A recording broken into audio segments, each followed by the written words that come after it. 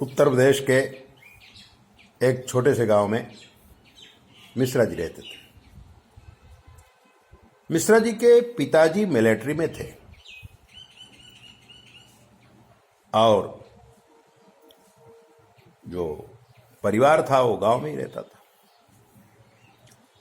मिश्रा जी भी अपने गांव में ही बड़े हुए। लड़कपन पूरा हुआ, 12वीं क्लास पास किए, तब तक पिताजी रिटायर हो गए थे। क्योंकि मिश्रा जी की शादी बहुत लेट हुई थी, इसलिए बच्चा भी लेट हुआ। अब लड़का 12वीं क्लास में आया और मिश्रा जी रिटायर हो गए। मिलिट्री से रिटायरमेंट लिया था, इसलिए काफी पैसा भी मिला था। 12वीं क्लास पास करने के बाद लड़के का नाम था विशाल मिश्रा। विशाल अपने पिताजी से काफी प्यार करता था, पिताजी भी अपने बच्चे को काफी प्यार करते थे। लड़के ने कहा, पिताजी अब मैं नहीं पढ़ूंगा, आपने अच्छी जमीन ली है, पूर्वजों की भी जमीन है, दोनों मिलकर के खेती बाड़ी करें और आनंद लें। मिश्रा जी को ये बात अच्छी लगी थी। बाप बेटे दोनों सुबह शाम खूब मेहनत करते थे, अच्छी फसल पैदा कर लेते थे। आम का बगीचा बनाया था, वो भी फल देने लगा था। तब विशाल की शादी समाज के एक प्रतिष्ठित व्यक्ति की यहां हो गई और वो थे पाठक। पाठक फैमिली से ये लड़की आई। लड़की भी 12 ही पास थी और विशाल भी 12वीं ही पास था, लेकिन लड़की जगदम्बा का रूप थी। इतना रूप, जिस दिन गौना होकर के आया, गांव की सारी औरतें फिदा हो गई और मिश्रा जी को शाबाशी देने लगी कि आपने जो बहू ढूंढा है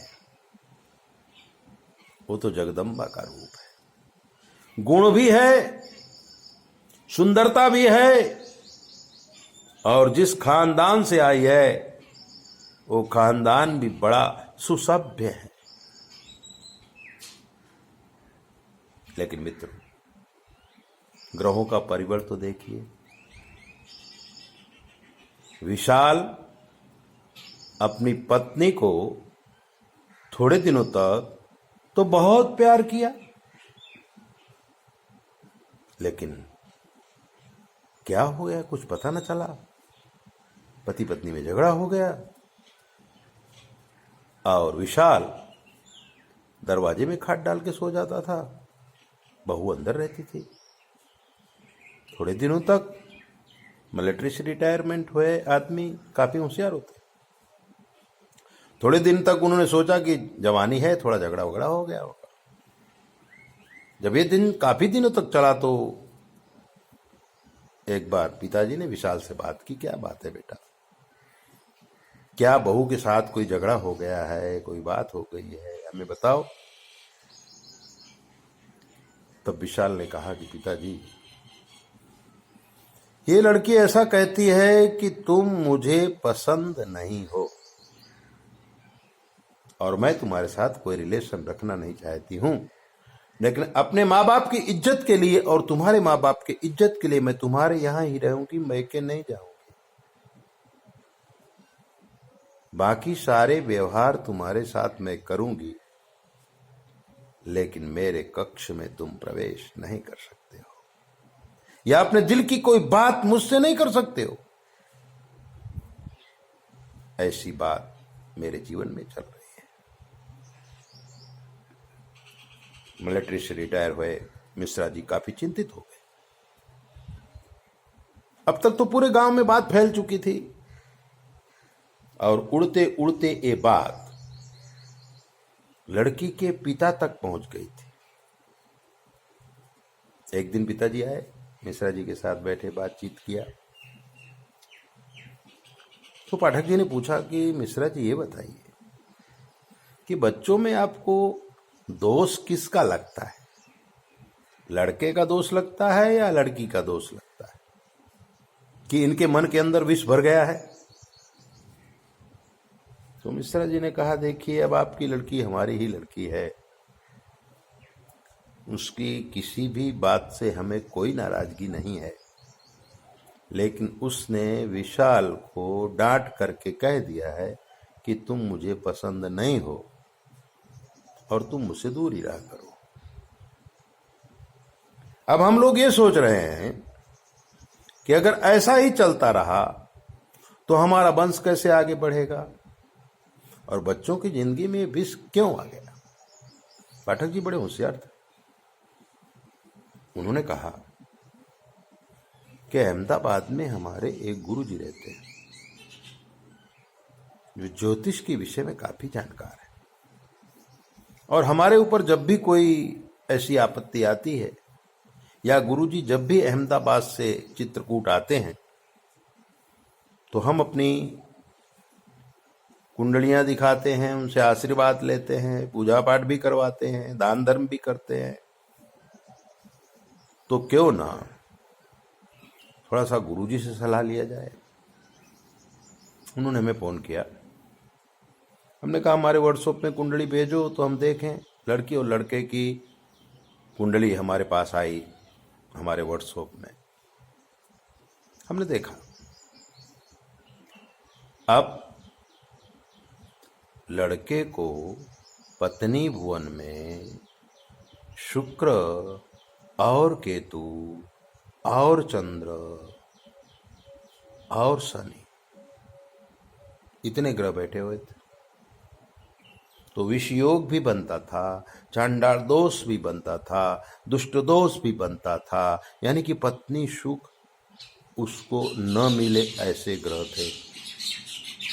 हमने बताया पाठक जी को कि भाई ऐसी ऐसी बातें हैं। तो बोले जी गुरु जी क्या करना चाहिए।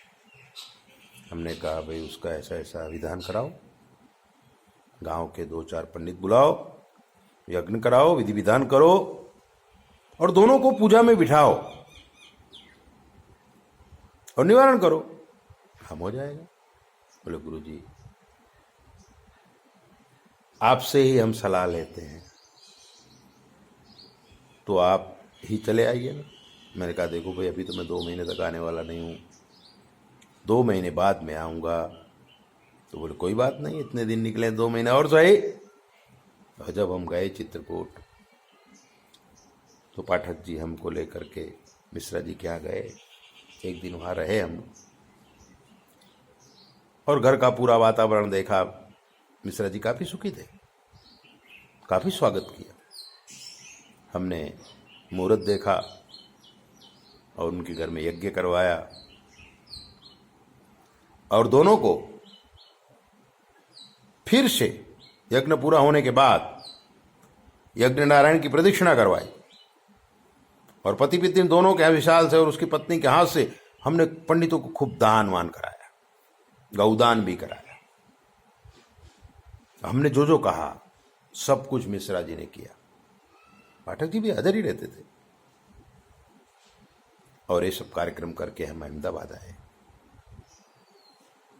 क्या मालूम क्या हुआ, परमात्मा की कृपा हुई, दोनों का जीवन ठीक ठाक हो गया। परसों ही उनका फोन आया था। पाठक जी ने कहा आपकी लड़की को लड़का हुआ है, यानी कि सब सुख शांति। ऐसा होता है ग्रहों का फल। तो भगवान के समीप जब हम जाते हैं तो हमारे ग्रह अपने आप नष्ट हो जाते हैं, इसलिए उपासना अवश्य करना चाहिए। ऐसी ही दिव्य बातों को जानने के लिए आप हमारे चैनल को सब्सक्राइब करो, लाइक करो, और अगर आपके जीवन कोई कष्ट है हमसे पूछ लीजिए। शास्त्र के मत के अनुसार हम आपको जवाब देंगे, बिल्कुल फ्री। 9825200108। जय भोले। अपना ध्यान रखो।